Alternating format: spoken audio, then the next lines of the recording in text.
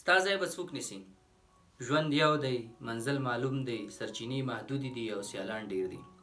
که د ځغاستې په سیالۍ کې یو کس خپله انرژي په دې ضایع کوي چې نور له منډې وغورځوي، نو دی به پخپله هم منزل ته ونه رسیږي. څومره وخت او انرژي چې موږ د نورو په تخریب او مخنیوي مصرفوو، همدا وخت او انرژي زموږ له خپل پرمختګه کمیږي. هغه به څومره ساده انسان وي چې خپلې پیسې، خپل وخت، خپل قوت او خپل امکانات چې خدای ده ته د ځان جوړونې لپاره ورکړي، دی د خپلې کامیابۍ پر ځای د نورو په ناکامۍ کاروي. غالبا چارلي چاپلین ویلي چې نړۍ کې هر انسان خپل ځای لري، ته د بل د ځای نیولو هڅه مه کوه، د خپل ځای موندلو هڅه وکړه. سلام او ژوند په خیر. په دې هیله چې ژوند به مو خوشحاله وي او تاسې به ښه روان یې.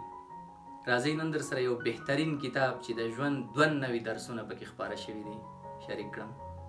د دې کتاب له لوستلو وروسته به تاسې ځانونه جوړ کړئ، پرمختګ به وکړئ او هرومرو به بدل شئ.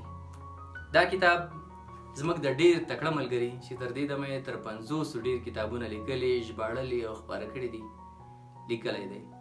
دا کتاب ژوند زده کړه، ژوند وکړه، ځان جوړونه، بدلون او پرمختګ دی. د دې کتاب په اړه باندې به تاسو ته بشپړ معلومات درکړو او تاسې به دې ته وهڅوو چې دا کتاب ولولئ، خوند ترې واخلئ، ځانونه بدل کړئ، پرمختګ وکړئ او بهترین خوشحاله ژوند وکړئ. د دې کتابه هرومرو د ژوند بڼه زده کېدلی شي. دا هغه کتاب دی چې تاسې باید هرومرو خپلو کورونو ته یوسئ، په کورونو کې یې کېږدئ، د کورونو ټول غړي ورته وهڅوئ چې دا کتاب ولولي، خوند ترېنه واخلي، ژوند ترېنه زده کړي او د پرمختګ نوې لارې پکې ومومي. راځئ د دې کتاب په اړه باندې بشپړې خبرې وکاندو.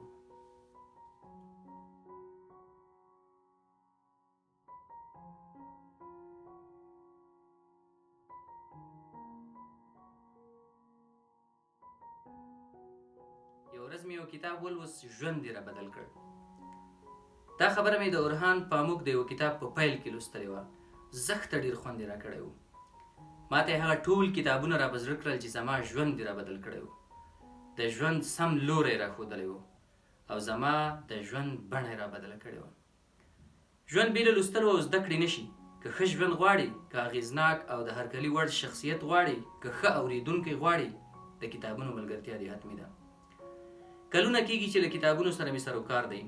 ډېر داسې کتابونه شته چې د چاپ وړاندې مې لوستلي او د بیا خوند اخیستلو او زده کړې لپاره مې د چاپ وروسته څو واره بیا لوستلي دي. دا زما کمال نه و چې دا کتابونه مې بیا لوستلي.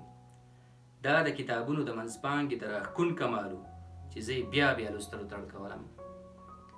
په دې کې هیڅ شک نشته چې د ځینو کتابونو لوستل د انسان ژوند وربدلوي، ژوند ته یې زړه ښه کوي، له منفي فکرونو یې راګرځوي او یو باکیفیته انسان ترې سازوي. ډېر کله بدلون اوږدو لیکنو او سترو کتابونو لوستلو ته اړتیا نه لري. بس یوازې یو څو کرښې کافي وي چې انسان بدل کاندي.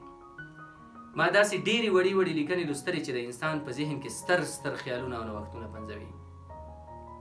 د یاد ملګري سهارنۍ پیرزوینې د هغو وړو ارزښتناکو لیکنو یوه بېلګه ګڼلی شو چې د لوستونکي ژوند بڼه وربدلولی شي.